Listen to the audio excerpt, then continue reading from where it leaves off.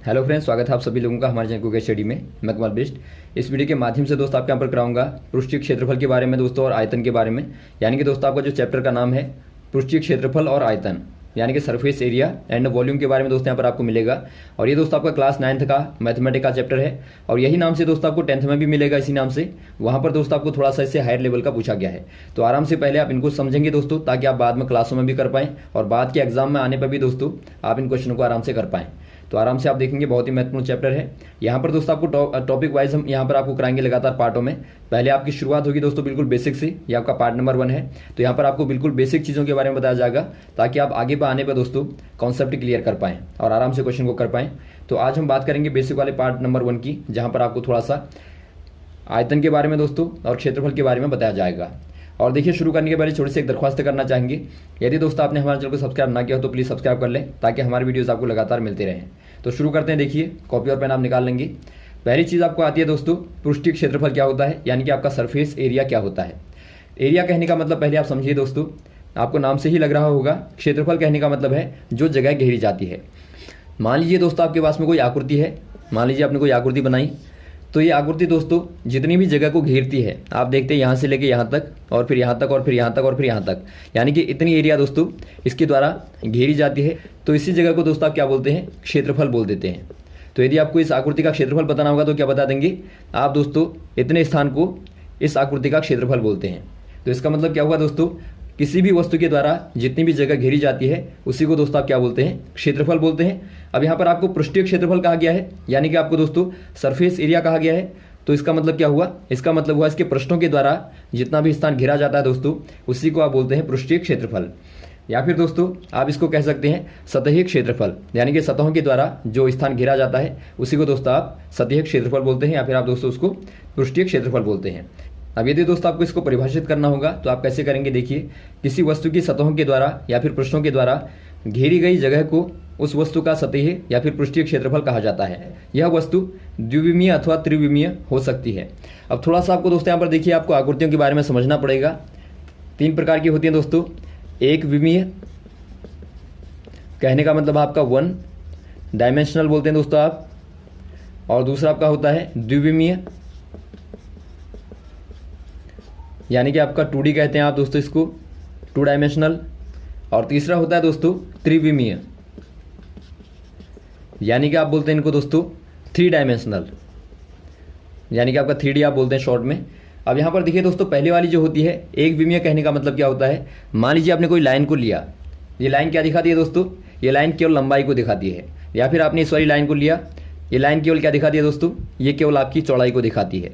यदि आप इसको x मान लें तो ये केवल दोस्तों आपका x को दिखाता है। यदि आप इसको y मान लें तो ये केवल y को दिखाता है। तो यदि आप इस प्रकार की लाइनों को लें दोस्तों, रेखाओं को लें, तो ये सारी की सारी क्या दिखाएंगी दोस्तों, ये केवल और केवल एक विमा को दिखाएंगी, यानी कि दोस्तों केवल आपकी एक ही दिशा को दिखाती हैं।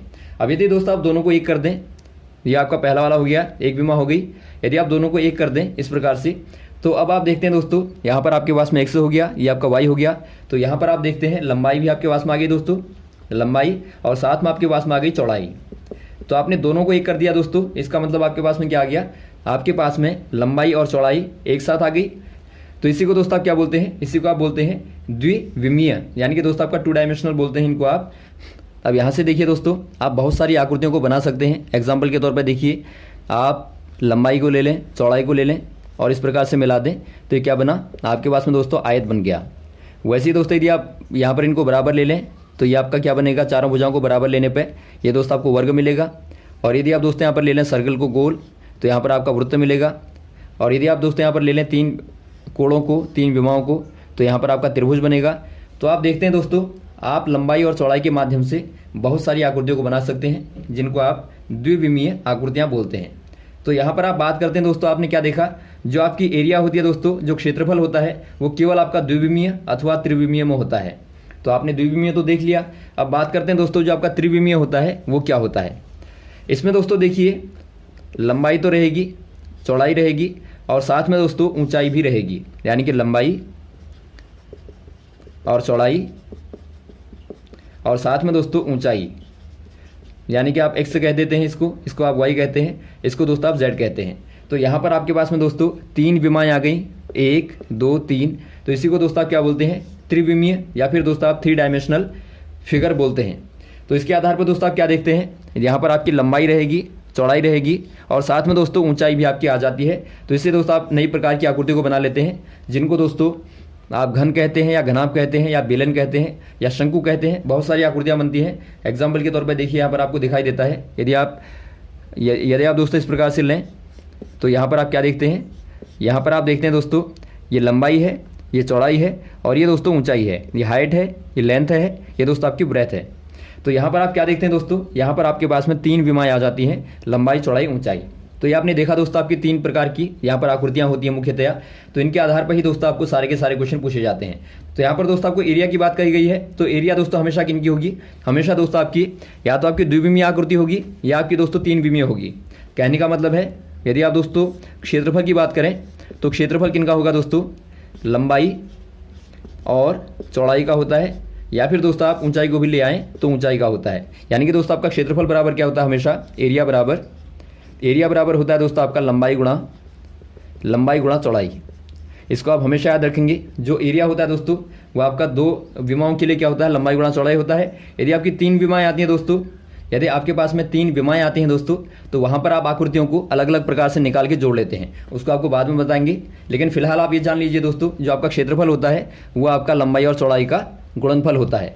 एग्जाम्पल के तौर पर देखिए, यदि आपको आयत का बताना है तो आयत का क्या होगा, माना आयत की लंबाई L है और चौड़ाई B है, तो क्षेत्रफल क्या हो जाएगा दोस्तों, लंबाई गुणा चौड़ाई।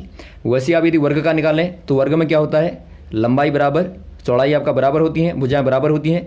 तो आप क्या कर देते हैं दोस्तों, पहली भुजा गुणा दूसरी भुजा या फिर आपके लंबाई गुणा चौड़ाई कर दिया आपने, तो ये दोस्तों आपको A का स्क्वायर मिलता है या फिर आपके यहाँ भुजा का वर्ग मिलता है। तो यहाँ भी दोस्तों आपने क्या किया, आपने लंबाई गुणा चौड़ाई किया। वैसे दोस्तों यदि आप निकालें एक त्रिभुज को, आप देखते हैं त्रिभुज जो होता है दोस्तों वो आयत का आधा होता है। तो आयत का क्या होता है दोस्तों, आयत का 1/2 आयत का आधा कर देंगे तो आपको त्रिभुज मिलता है। तो आप क्या कर देंगे दोस्तों, आयत के क्षेत्रफल का आधा कर देंगे, तो ये आपका दोस्तों क्या मिलेगा आपको, ये लंबाई हो गई, ये चौड़ाई हो गई। तो आपको मिलता है 1/2 गुणा लंबाई गुणा चौड़ाई, या फिर आप कह सकते हैं दोस्तों बराबर 1/2 आधार गुणा लंब। तो इस प्रकार से दोस्तों आपको क्या करना है, आपको क्षेत्रफल निकालने का मतलब है लंबाई और चौड़ाई को दोस्तों आपको हमेशा गुणा करना है। तो यहाँ तक दोस्तों आपका क्लियर हो गया होगा।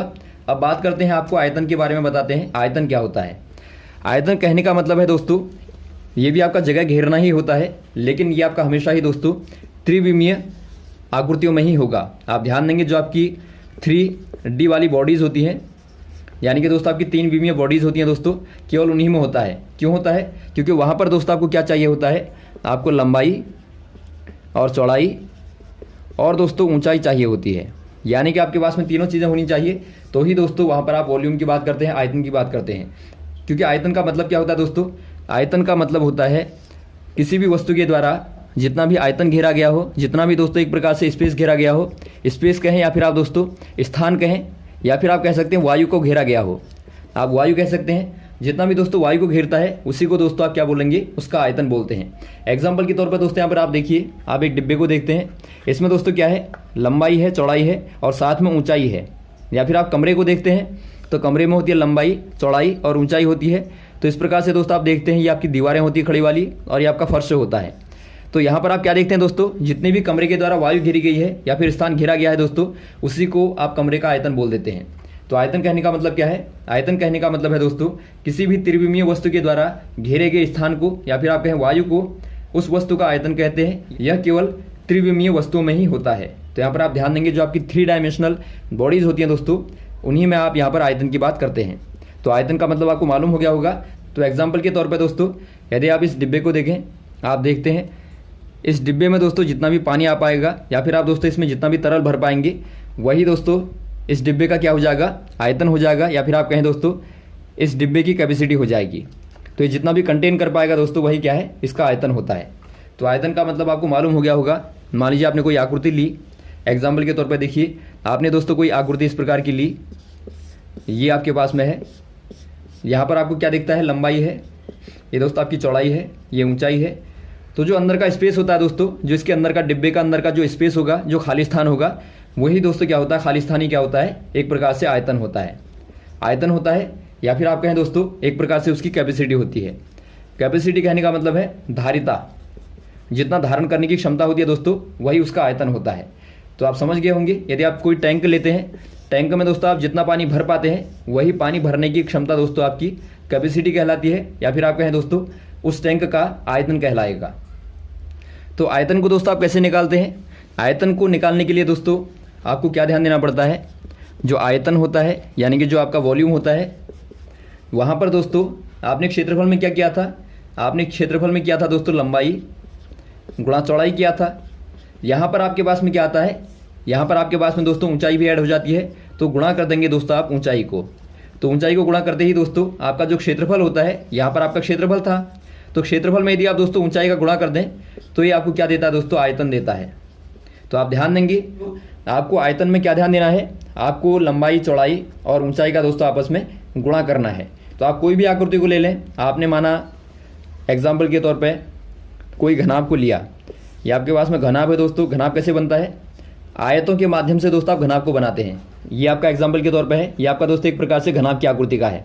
यहाँ पर आप देखते हैं, ये आपका दोस्तों आयत है, ये आपका आयत है, ये आपका आयत है, ये आपका आयत है, ये भी आयत है। तो सारी सतहों को मिला के दोस्तों आपके पास में एक घनाभ बनता है। तो यहाँ पर आप क्या देखते हैं दोस्तों, जो आपकी सारी सतहें हैं ये क्या होंगी दोस्तों, ये आपकी एक प्रकार से आयत होंगी, आयत होंगी, आयत होंगी। यदि आप इनको अलग अलग कर दें तो आप देखेंगे दोस्तों आपके पास में आयत यहाँ पर मिलेगा, इसको निकालने तो आयत मिलेगा, इसको निकालने पर आयत मिलेगा, यहाँ निकालने पर आयत मिलेगा।